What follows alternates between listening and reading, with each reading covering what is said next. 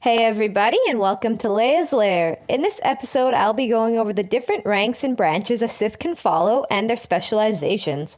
If you're enjoying the videos, please give them a like and subscribe to the channel so I can continue making them for you.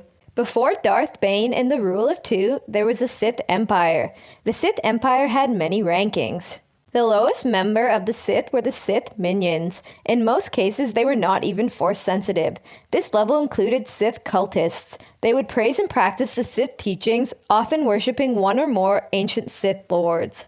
Next, there was the Sith Acolyte. These were Force-sensitive apprentices that had just started their path down the dark side under a more experienced Sith.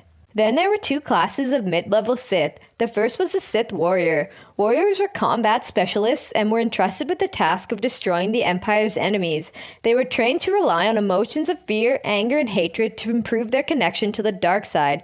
This path was meant for those with little patience for careful planning and instead would rely on their power and intimidation to attain their goals.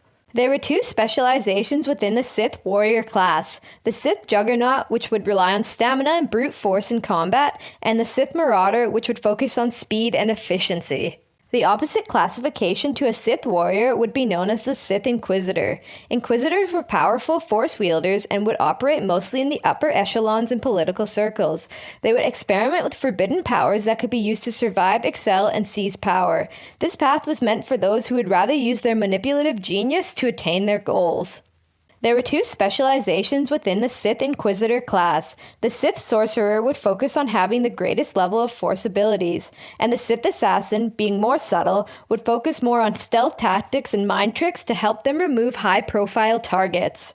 After this was the rank of Sith Lord. They were leaders of the Sith and ruled on the governing body known as the Sith Council. They would command the lower ranks.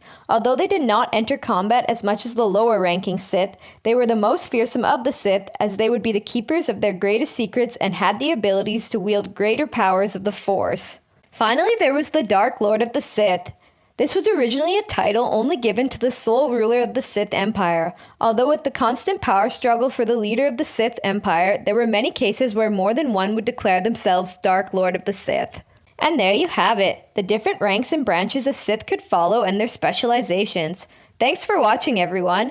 Which branch of Sith training would you follow? Let me know down below in the comment section. And remember to like and subscribe to the channel for more great videos to come.